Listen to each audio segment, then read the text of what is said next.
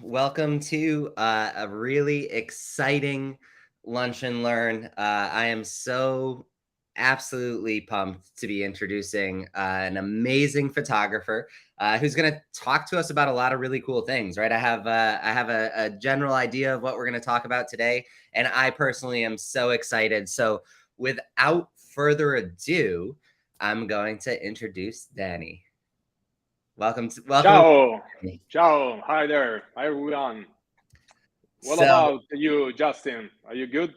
I'm fantastic. I'm just happy to be here. Yeah, I'm um, happy too. I'm happy too. I want to tell you that my English is not so great, so please be merciful, right? that's perfect. I don't know any Italian, so I will do my best. Uh, Yeah, but I know this is almost a complete American audience, that's so I'll try to be good. you're such an amazing photographer and such a fantastic human that I think everyone should stick around and stick through any accent issues, because the things we're about to teach you all, the things you're going to learn in today's live are going to just change how you function, right? I think it's Yeah, it's but really cool. I actually love my soprano accent. Me too. Yeah. Cool. So you're based in Rome. Did I get that Yes. correct? Yes, I Awesome. am. So tell me just like a little bit of your story. Like, how did you get into photography? What inspired you? Photography is not my first passion, and even now is not my main passion because my first passion and my main passion is cinema, movies. Ah, As you can see on my wall, all over my house. So I studied cinema at the University of Rome, and I was into Hitchcock, the Italian directors like Fellini, Rossellini, the Americans like Scorsese, and in that kind of university, you also have to study a little of photography. So there was an exam called History of Photography, and I just fell in love with this amazing art. yes. So after that, I tried to be in the photography business. I'm so lucky that I know a lot of people in Rome because I played soccer. I a lot of friends. I changed a lot of schools because I was a really bad boy when I was young back in days. So I changed a lot of school and I knew a lot of people, and it helped me to be in the wedding business because at the beginning it was a friend, after that a friend of a friend, and it slowly it becomes like a work. Awesome. That's super cool. So that's funny. I actually have a background in film too. That's where I started. I studied Oh, at film school, and I think it translates to photography very well. And so for those of you who have not seen any of your work, I'm going to drop actually your link in the chat so people can go check it out, because it's stunning work, right? So there is thank you. such movement captured and such beauty in all of the images, the composition, the framing, the hunting for light, and that's what we're going to be talking a little about today, right? Is Yes, how we yes. make such beautiful imagery, and how you accomplish this. I mean, really, I'll drop that link, but if anyone check it out, and the chat is open, so please ask all the questions you'd like. But knowing that story of yours, what do you take inspiration from? Are you looking at films when you're, is that Mhm. kind of how you look at it, or what's the thing that helps give you that passion and that drive to create these images? Allora, I can tell you a little more about my starting in the wedding industry Yeah, please do. because at the beginning I started to work with an old-fashioned photographer. It was based in Rome. It was like 60 years old, So such a classic photographer. His name was Stefano, and I really, I really have to thank him because he gave me an opportunity from nothing. Because when I asked if he wanted to give me a chance, I gave him a portfolio with like dogs, landscapes, cats, the usual, no? He gave me an opportunity, but I didn't like the wedding photography because his style was really classic, really posed like 80s style, you know, with a bride on the couch like this with a bouquet in hand. I didn't like it, so I was doing this just for money and to improve my photography skills. But almost 15 years ago, we had to do the wedding of Riccardo Fogli, that is a really famous singer in Italy. And at the beginning of the wedding, after my ex boss told him to do some poses, he told us, guys, I have posed all my life. I want to enjoy the party. I want to enjoy this day. Please don't bother me. And the main photographer, Stefano, was like shocked. And he gave me a camera and told me, Daniele, I don't know what to do. Please do like some reportage shot. So after that, I came back to my house and watching these pictures I took, I fell in love with a Candid style. That's awesome. So that's really how you got your start, right? I mean, like, yes, photographer, it was an accident.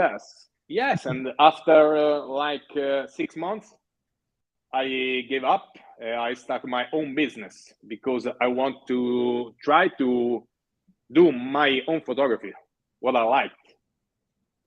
That's awesome. And of course, this is the reason because I like candid shots.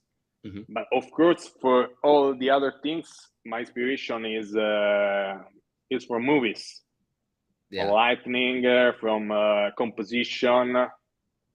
Yeah. Oh, it reflects in your work. So again, check out some of his work on Instagram. You'll see like some amazing stuff. I definitely, we're going to learn so much about how to create that style today. And that's really why we're here, right? Is to go through some of this process and kind of learn how you go through this process and make it happen. Which is exciting because for me as a photographer, I am very posed, right? I try and make everyone look natural. I try and make them laugh and interact, but I'm not a moment hunter per se. I'll always look for stuff, but I can see your work and I look at all of the candid photos and everything. And I say, that's what I wish I could be, right? Like just being able to capture Actually, I love editorial shots and post photography. I loved it, but it's not my thing. So I don't want to be someone else. Yeah, no, that's awesome. All right, so let's dive in. First things first, equipment. What do you shoot with? How do you shoot with it? What are your go-tos here? Okay, I shoot with Sony. Okay. I'm not a Sonist, right? I'm not so into Sonys, but I shoot with Sony because I really like these cameras and the lenses, but I'm not too into Sony, Nikon, Canon. Now everything is good, in my opinion. I don't want to shoot with long lenses because I don't want to spy the scene. Okay. I want to leave the scene, and I want that picture when the people when see my images feel in the scene. Mm-hmm. Okay. So that's the reason I shoot almost of my pictures with 35 and 50, not more. Wow. That's wild. So those are your two, those are the lenses right there, 35 and 50. Yeah. I also have a 24, but I use it just for the dancing. Okay. Because I am, as you know, I'm a cinema lover, so I want the straight lines. I Mhm. don't like those lines like this. I hate it.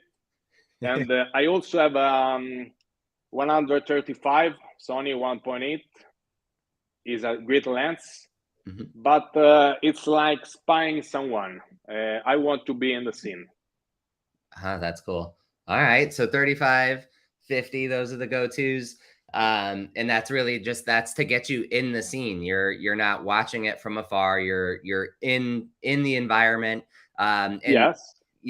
I guess that leads me to another question, and I'm sorry if I'm jumping out of order No, and no. that sort of stuff, but I just it's so That's the exciting. beauty of the direct. Yeah. So Yeah. you're on a 35 millimeter. Are you like just walking into a scene and then looking at what's happening around you? Are you including yourself into the scene, right? Are you like kind of making a space for yourself and then encouraging things to happen within that space? Like how would you walk in?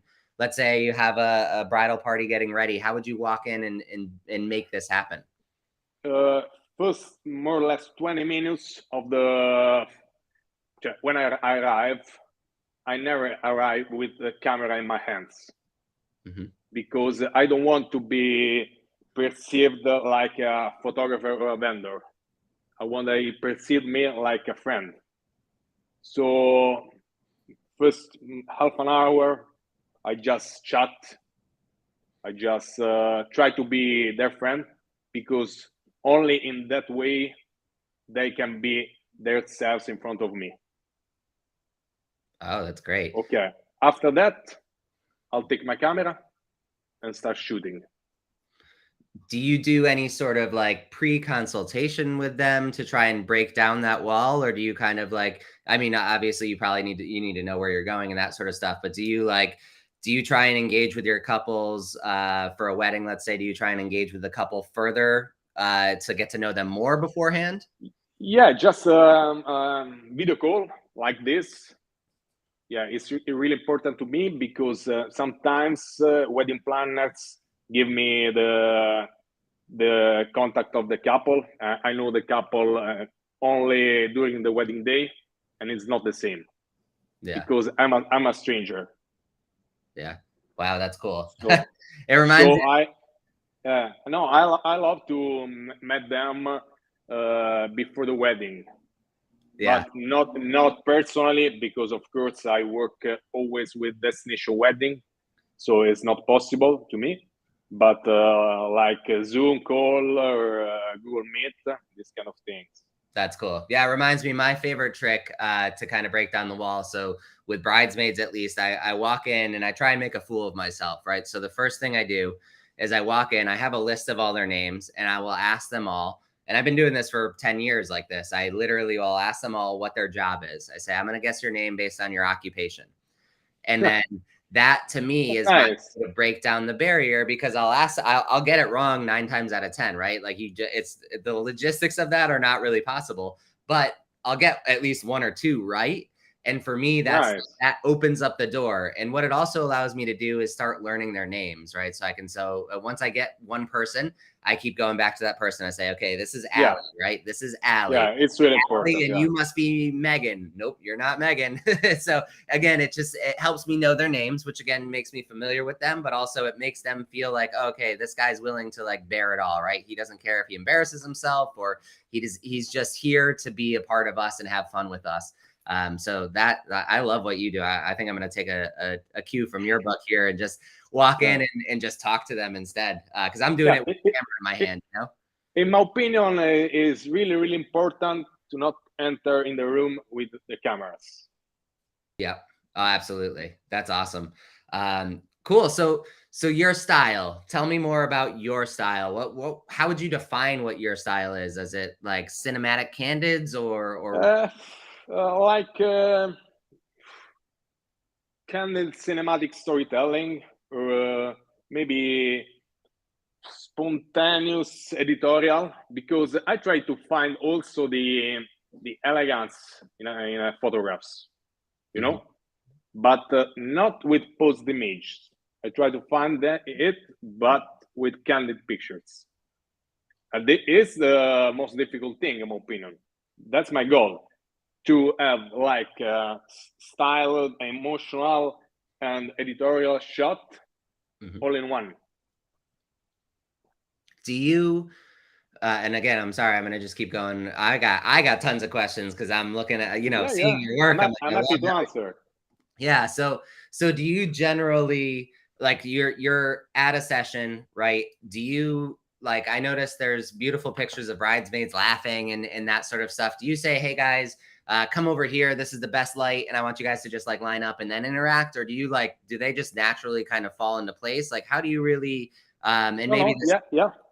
I interact a little bit, but all about the place and light, because the brides tells me that she wants to have a toast with bridesmaid, and I tell her yes, but please go there because the light is better, right? And after that, I'll try to chat a little bit, and when it's time, I take my shots. But for example, I'm not a fashion lover. I'm never been into fashion because it's not my thing. So you can tell how I dress, like like you. No? Yeah. Yeah. Simple Hey, I'm a guy. big fashion lover. No, I'm just kidding. A black shirt, like Bermuda, cargo, trousers. So I don't want to waste all my time during the wedding to put the stationery, the rings in the right position, like everyone now do at this time. Okay, so I don't want to waste like 1 hour of my time to take this detailed shot.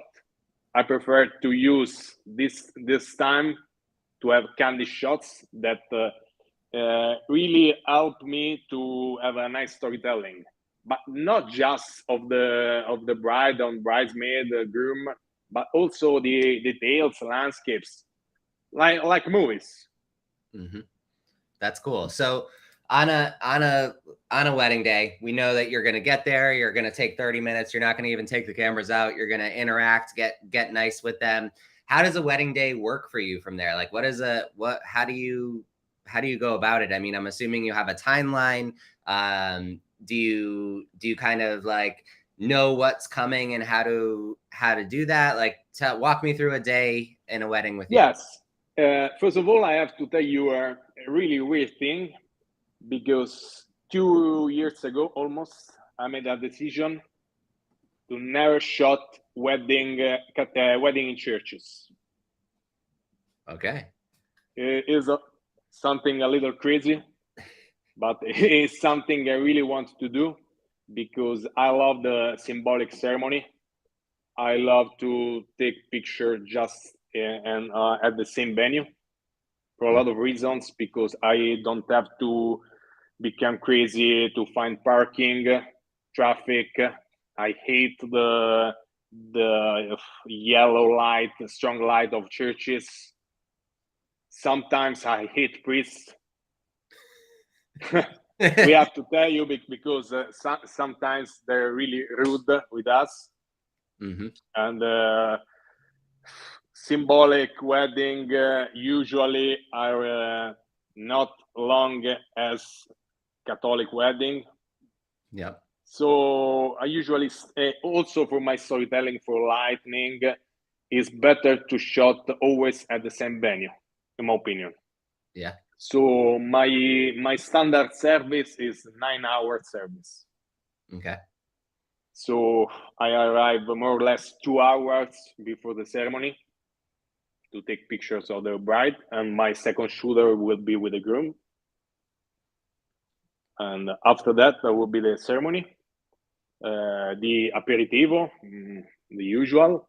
I don't take pictures right after the ceremony because often light is awful, is harsh, is too strong. So I wait for my kind of light, the golden light, and some sunset light, and I'll call the couple, and more or less 20 minutes, I'm done. After that, all is candid, from the dinner, speeches, dancing. Now, Do you during that? So let's say you have a ceremony for family photos. Are you doing like family photos and bridal party right after the ceremony, that sort of stuff? So Yes, you'll do yes, them, but the bride and groom you're gonna do later. You do everything in 20 minutes later. yes, yes. Wow. Yeah, I'm not a real lover of the family photos, Yeah. but I know that we Yeah. have to do them. Okay, so I can do this kind of shots right after the ceremony, Hmm. because I don't look for the most poetic light for these shots. I Yeah. don't care. Exactly. Yeah, no, I mean, yeah, it's a necessary evil, right? You have to get the Yes, portraits done at that point because you need the people and everything. So exactly, you exactly. couldn't push it till later. And then, so like family photos, are you running off of a list, or are you kind of like just feeling out what's happening throughout the day and letting? How do you go through that? Usually are the brides that send me a list, Yeah. uh, a list with relatives, friends, something like that. And I like it because it allows me to not forget anyone. It's Yeah. better, Yeah. in No, my definitely. opinion.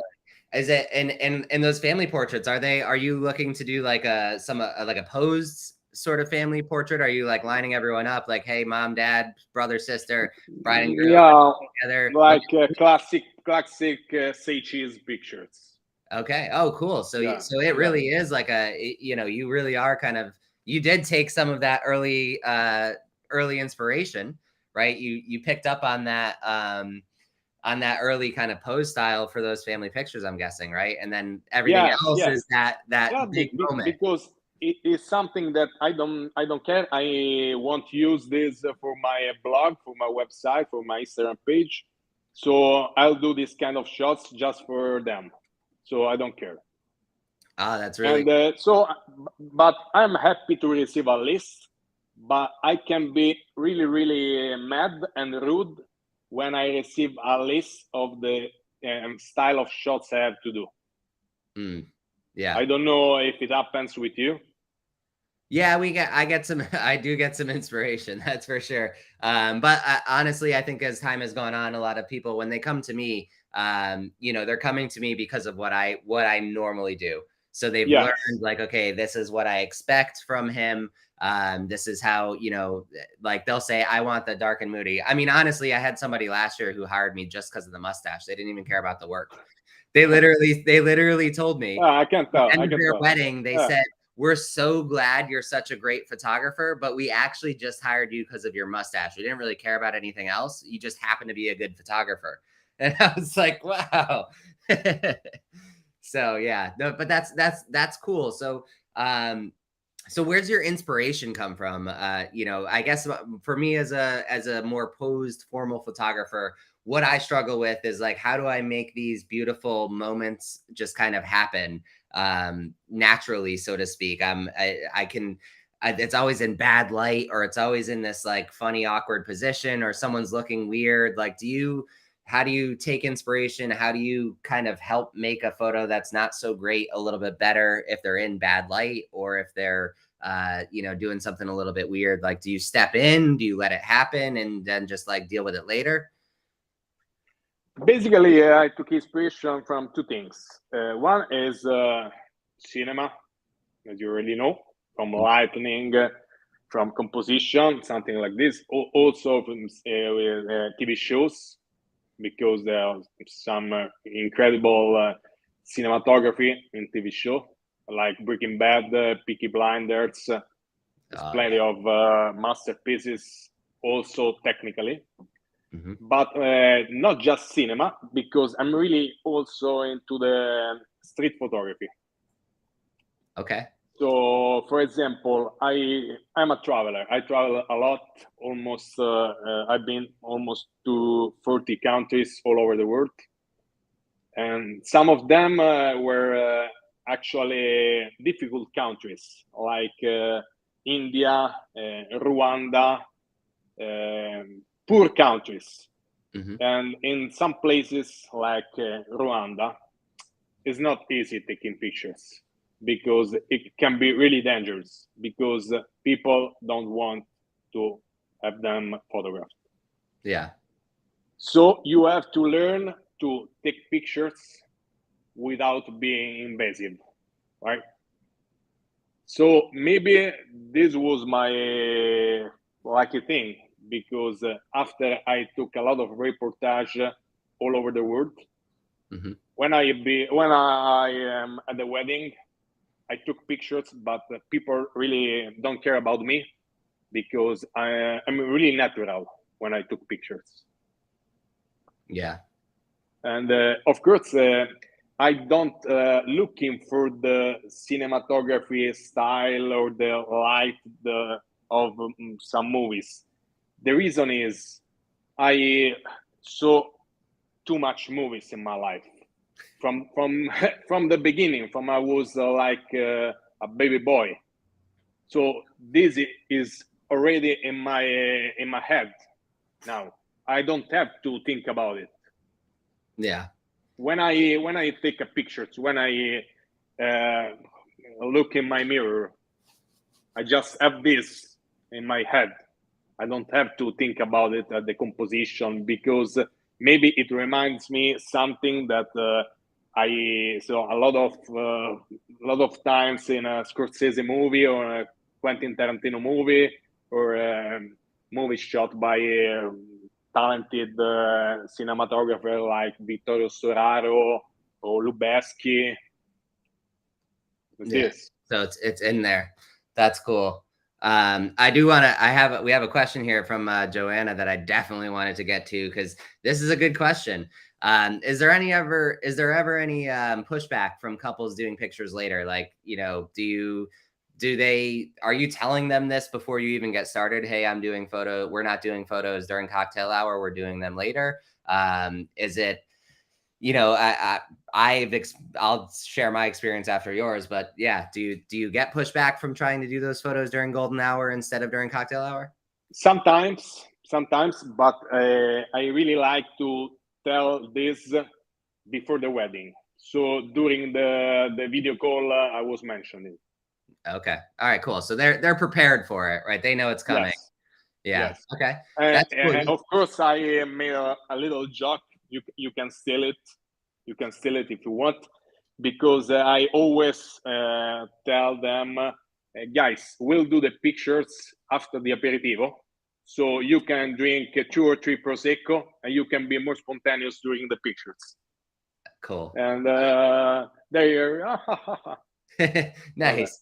Yeah. So, and Joanna, I'll give my opinion on the topic. So I aim to be extremely quick with most of my processes. So family, bridal party, and then I get a lot of great photos of the bride and groom during cocktail hour with whatever light I've got. What I try and do is prep them then and there to bring them back out later. So a lot of my work revolves around sunsets. So I always like try and encourage them, hey, we're going to go back out for sunset. And generally speaking, I get to a point during cocktail hour, say 10 or 15 minutes before it ends. I have all my family done, all my bridal party. I've got a lot of photos of the bride and groom. And that's when I actually say to them, hey, do you guys want to like take a little break and then just pinky promise you'll let me have 10, 15 minutes later? And usually what happens is they say, yes, of course you can. We want sunset. We're cool with that. So it works out pretty good for me when I propose it to them that way. Like, hey, I'll let you out free now. Cause they're like, yeah, we just want to break. We just had a ceremony. We just had X, Y, and Z. We're like, we're beat and we have to walk in and go dance and stuff. So usually they're pretty receptive. It's all just kind of a negotiation for me, right? I'm just telling them, hey, I'll give you 10 minutes now if you give me 10 minutes later. And again, they're pretty receptive to it. They know that sunsets are my thing. That's one thing that people like try and hire me for in general is the ability to capture those. So they do know that like sunsets are always an option that I like to keep on the table, and it works pretty good. And it really, I do a lot of night shots too. Like I like to do very like cinematic, well lit kind of night photos outside, whatever it may be, showcase the venue in the dark, that sort of stuff. And it's the same exact thing. I just say, hey, can I have 5 minutes of your time? I'm going to go set up everything. My second shooter is going to bring you out to me. I'm going to have you kiss, do a dip, and then you can go right back inside. So they're literally outside for a minute or two, and they're usually into it because at that point they're like way beyond partying, right? It's like near the end, they want to break anyways. But I need just 20 minutes for my couple portraits. So they already enjoyed mostly all the aperitivo and drinks, friends. So I don't take them for like 2 hours, just 20 minutes. So they can do both. Yeah. And then, so this will be a great question. What does that 20 minutes look like for you? Are you posing them, or are you just sending them out into a field and saying, hey, be No, cute I pose them. I pose them, but try to finding some candid shots, even if they're posed shots. Oh, I don't cool. know if Yeah. you know what I mean. Yeah. That's exactly that's For what I did. example, Yeah. I put them in pose, guys holding hands, looking each other, get closer, and I say something silly. They laugh, and I have the shot. Yeah, no, that's great. That's exactly what I do. So my rhythm, everything I do is pose. I'm always putting them in poses, and I'm moving very quickly through the poses. And there's a lot of things that I can just prompt them within those poses to make them laugh. So it's simple stuff like, Yeah, for instance, I like doing like touching noses photos. That's like, so yeah, the first time I do it, I say, okay, close your eyes and touch noses. And they close their eyes first. They make sure they close their eyes and they try and touch noses, and they always miss and poke each other in the face, and then they laugh about it, right? So it's that yeah. kind I of just finding those understand. moments throughout that make it feel somewhat natural, or again, just making some jokes and that sort of stuff. But that's awesome to know, because I was literally just sitting there thinking 20 minutes. That's about how long I take, and I'm posing like rapid on the fly, getting a bunch of stuff. So I don't see how you could do it candid, but that makes a lot of sense. So Another trick I do, I always tell them, for example, to the groom, I tell them, give her a kiss on your favorite place of her face.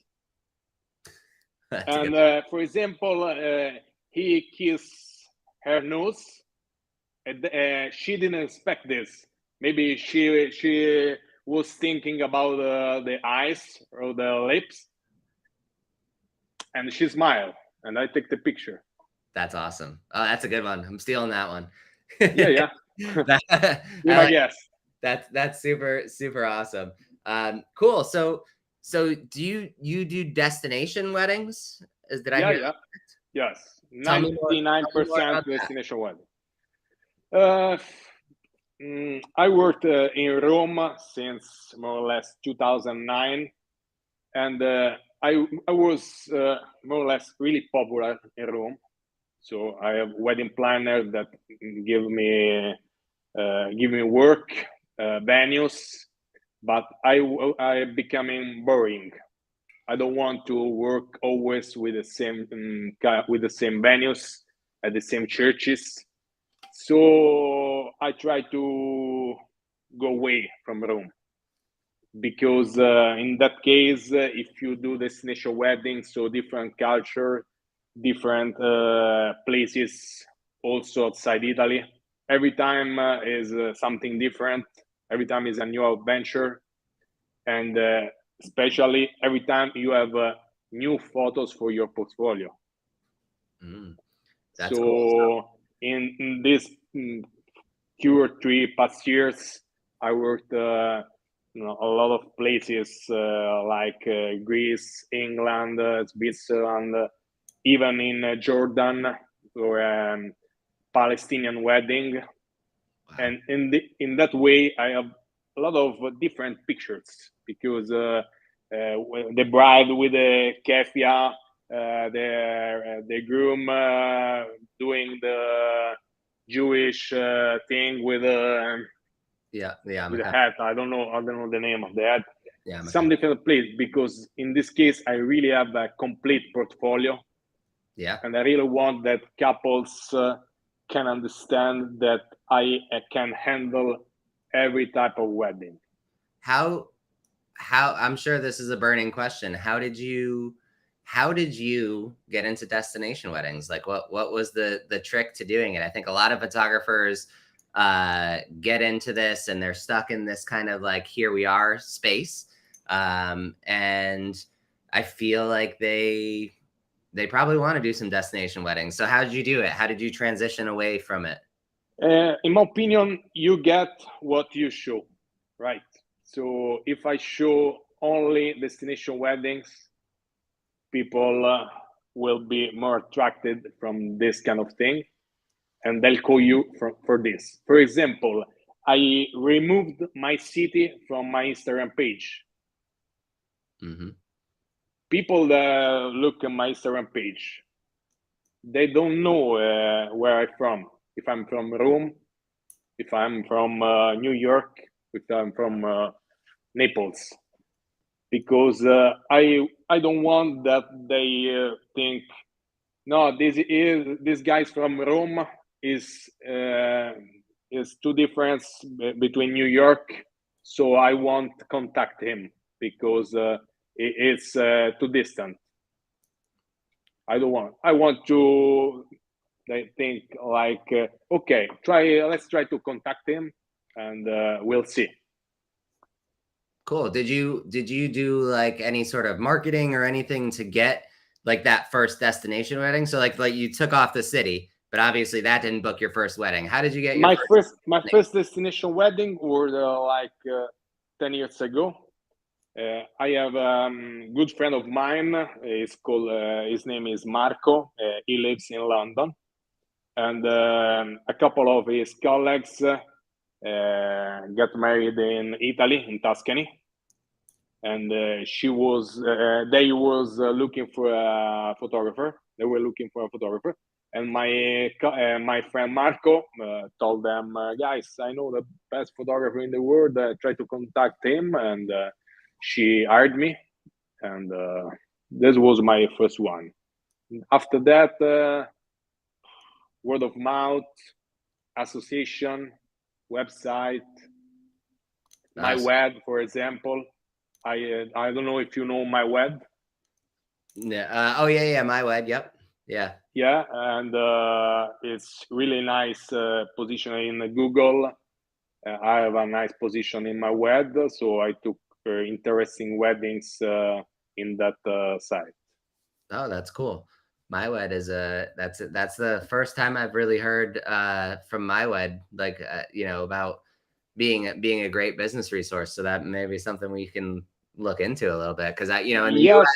US it's a lot of like the wedding wire, the knot, that sort of thing, and there's been a lot of controversy and a lot of people having issues with it or it not working or whatever it may be. So MyWed is a different one altogether. So that's interesting. So MyWed was something that actually like worked for you and was able to get you bookings. Yes, but I had great inquiries from my web, like a wedding in London, in Turkey, in Como Lake, Sicily. But maybe that's because I'm at the top right now. Yeah. So I have more visibility. First, yeah. No, that makes sense. Yeah. That's cool. All right. So there's something about a contest here. You mentioned a contest. Tell me more. 10 years ago, I was really keen about contests. I was really focused, but I was really frustrated because I was looking for the contest photo. I never won. And it was really bad to me because it was frustrating because during the wedding day, I was trying to have these wow pictures for my contest, like Fearless, ESP, WP, WPGA, but I never won. After that, I said, fuck them, all the contests. I don't want to just focus on the storytelling. So I didn't take picture for the contest anymore, but just for the storytelling. And in that way, I could be able to capture photo for contest. It's a little weird. So basically you were worried about fitting a bill, right? You said, I want to win contests and be like, I want my images to be the winners. And the entire time you were trying to really like shoot for a contest, you didn't win any. But the It, minute that you said, "Hey, I'm gonna focus on storytelling and doing my thing and just focus on my work, and who cares if I get that, like, magazine-looking image," you got the it's magazine-looking images. it's like finding the true love in life, no? Yeah. You if you say no, I have to find the perfect girlfriend, you'll never find her. But maybe you're out doing something, don't care about the girlfriend, you are out with your friends, and that's it. You'll find a nice girl in a casual situation, for example, in a pub or in a library on movies. Yeah. That's cool. So, that's great advice because I think so many of us get, so worried about trying to create that image that we can, present or be a portfolio piece or win the award, and I think we get really hung up on that as photographers, right? We're always so interested in being,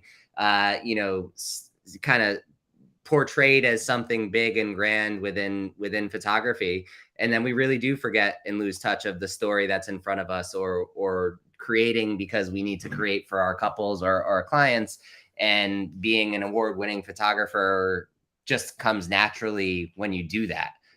Yes, I see, exactly. I'm sorry, I'm looking over here because I see that you were recently published in Vogue, which is Yeah, like, that's got to be the dream of a photographer, right? To have your wedding go in Vogue. yeah. That was one of the big sliding door of my career because one year and a half ago, I was contacted from Federica Pellegrini. She is the most important athlete, woman athlete in the Italian history, and even a really popular woman in Italy because she does a lot of shows in television, and she contacted me to be the photographer of her wedding. So it was a really really important thing to me. It was really tough because it was a huge event, a lot of responsibility, but I try to use this for my thing. So I told her, okay, I'll be your wedding photographer, but with my style. I know this is like a VIP wedding, but I don't want to do a style different from mine. But and she told me, yes, I choose you just for this because my wedding planner gave me a lot of names of these photographers, all with the same style, but I chose you because you were different from them. That's awesome. So you set yourself apart, being candid, being, in that space. You've set yourself into a different space, Yes, that got you there. So that's awesome. yeah. Sometimes if you are the black sheep, you have Yep. more visibility because all the sheep are white and Yep. you are black. And mostly of the brides love white, but if you can find someone that love black, it's only you. Yep. Yeah, you're the one and only. Cool. That's awesome. So there's also something cool. If you head to your Instagram, we see that you also have some presets. So tell me more about all of the things that are Danny. Yeah, during these years, a lot of people told me, I really like your way to edit pictures. I really love your tones, your contracts. So during the pandemic, I was thinking now finally I have time to build some presets collection and sell them. And this was like a big deal because I sell more than 300 collection in like 2 years. Wow. So this was a really nice thing. I never had the time to do that, but in the pandemic, you know that we have plenty of time. Yeah. So I finally took this decision, and it was really fine to my business because wedding photography is just a part of my business because I also sell presets, doing workshop,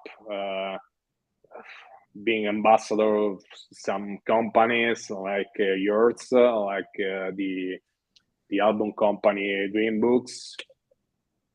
So it's So like it's more than a just photography. big cake with different pieces, Yeah. with different slices.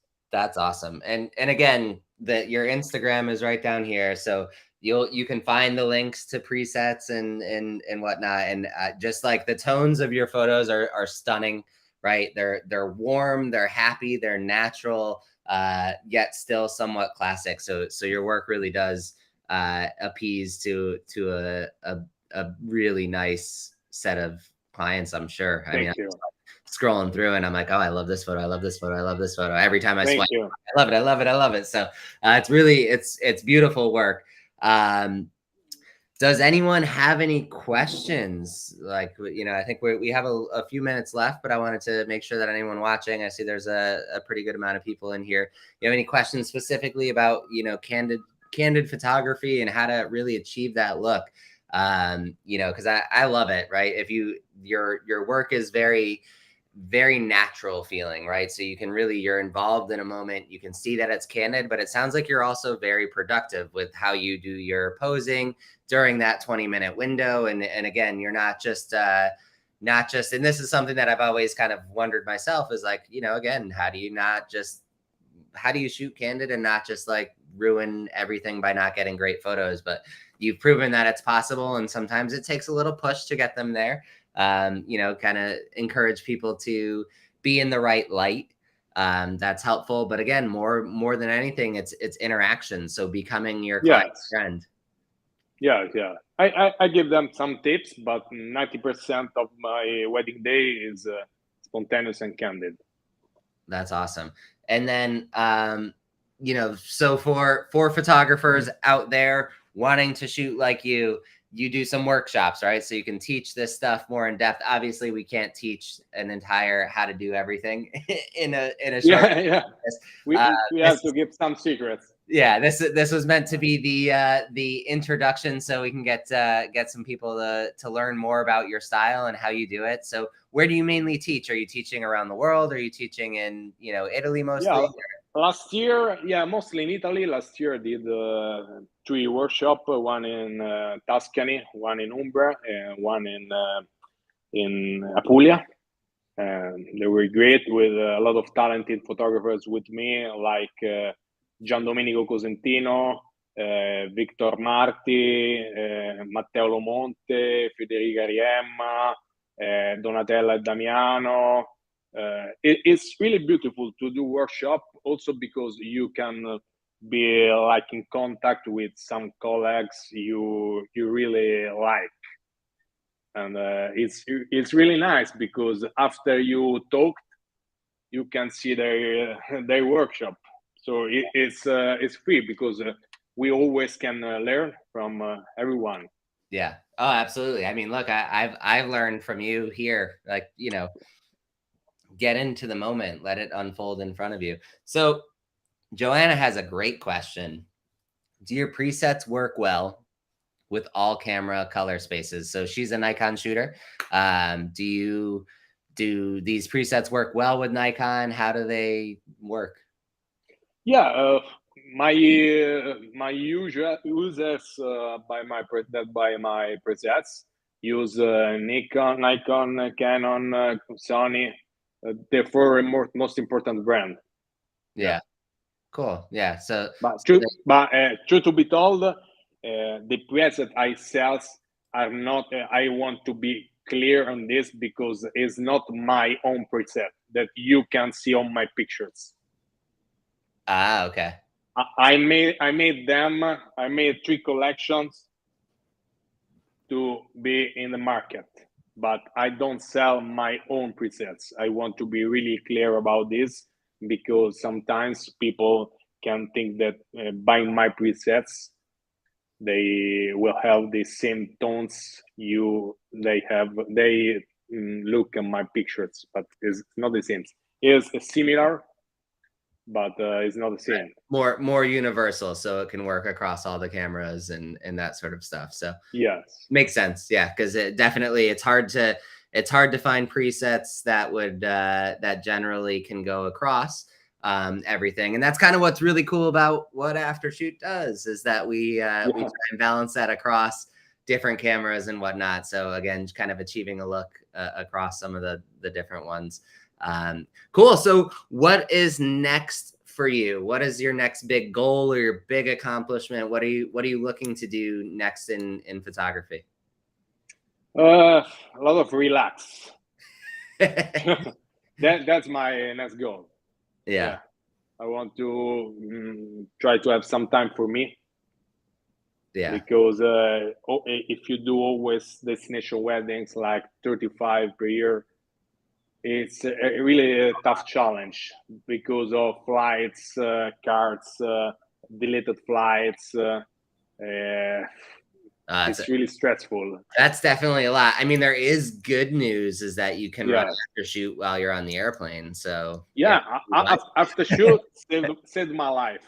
and Saved my life. And now this I wasn't can. this wasn't supposed to be eh, an after shoot sales pitch, but I was just thinking like No, no. I travel a lot too. Like so with after shoot, we go to conferences and that sort of stuff, and just being able to run the culling and the editing on an airplane to me changes my life because I'm not elite. I don't have Wi-Fi and all of the features on planes. So for me, like just being able to do this stuff on the fly is really cool. So I'm never unable to do my work because I don't have internet.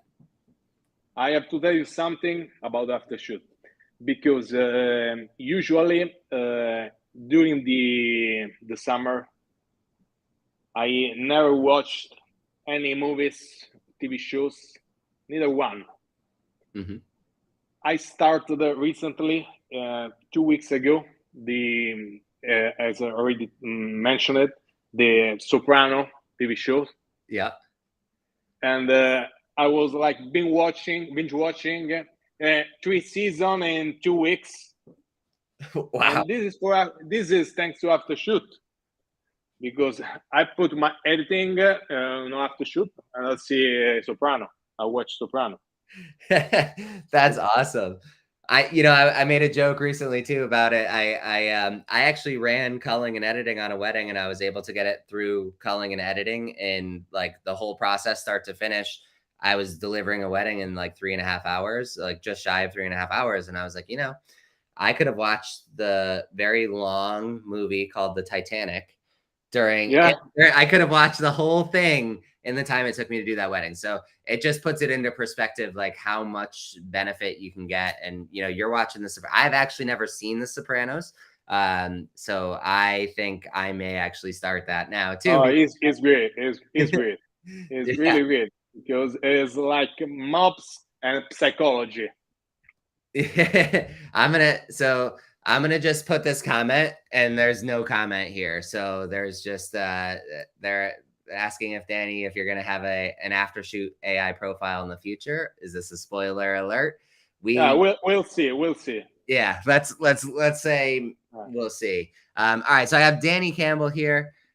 He's asking a question. How do you simultaneously upload culled edits to Lightroom with 5 stars so you don't have to wait until complete? So that's actually a question for me that I will answer. Danny, what I actually do, for me, I actually import my images to Lightroom while I'm running the culling. So it's all happening at the same time. When I finish my cull and I save the results, I actually go into Lightroom. I read the metadata, and then I close Lightroom, run the edits. So that's how I do it. So, for me, I do the whole process all at once. So it takes me, about 45 minutes to review my cull. And in that time, it's imported into Lightroom, and then it's just a couple minutes for the metadata to load. And then editing the 5-star images isn't bad. I know it's kind of defeats the purpose of culling because you don't have all your images in. But one of the things that I like to do with the culling really is to kind of look at them and kind of take a look at what everything's doing, like within my cull. But I may just kind of like maybe not finalize everything, right? I try and get it to like 1,100 photos or something like that. But there'll be some cases where without seeing it in Lightroom with some edits on it, I'm not sure if it's going to be good or not.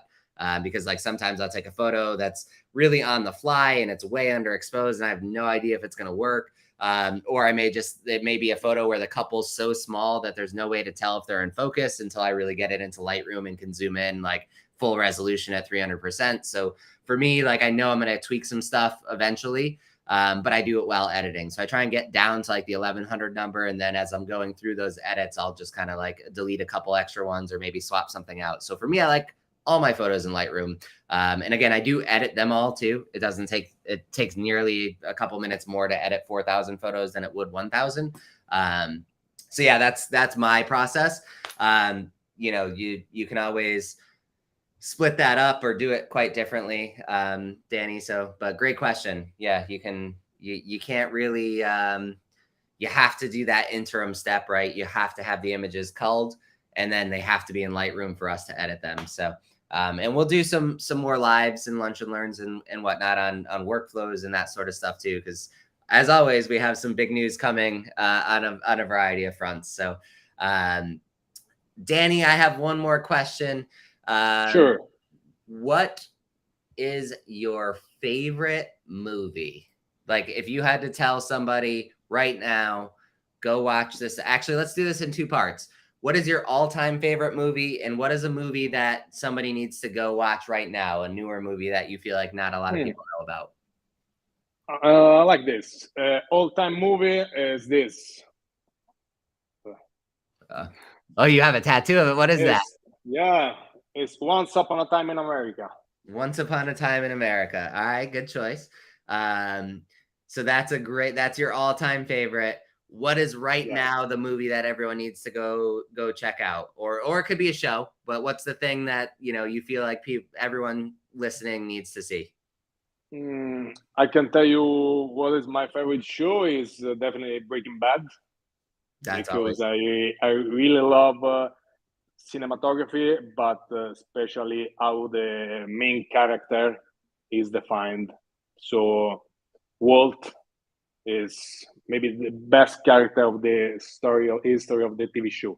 It's incredible. It's changing from a really silly guy to like a boss. Is incredible. I love the show. And about movie, I like the one with you can see on my wall, Drive. Oh, Drive, yeah. With Ryan Gosling, because so I am gonna go watch that. Yeah, I know it's really beautiful because it's short, like 1 hour and a half.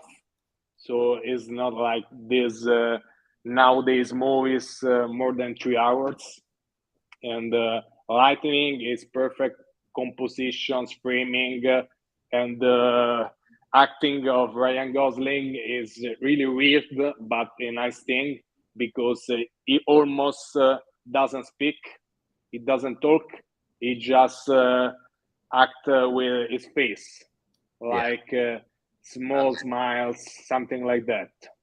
Yeah, that's cool. And it is a really romantic, but really, really tough movies because there is a love story, but it also a lot of violence. Cool. Awesome. And I just wanted to comment on Breaking Bad because that's awesome. But I don't know if you watch the screen when Aftershoot opens up, you may notice that there is a line that says "It's science, Mr. White." Yeah. So yeah, Breaking Bad fans here too. Yeah, I got it. Yeah, got it. But yeah, so Danny, thank you so much for taking the time to just shed a little light on the amazing work you do. We're super excited to have you on board with Aftershoot, and we're excited to grow with you. And we'll hopefully have some big, cool, exciting news in the future for everyone who's asking questions. Awesome. Thank you. It's been a pleasure. Thank you so much, Danny. Thanks to everyone. Bye, everybody. Ciao.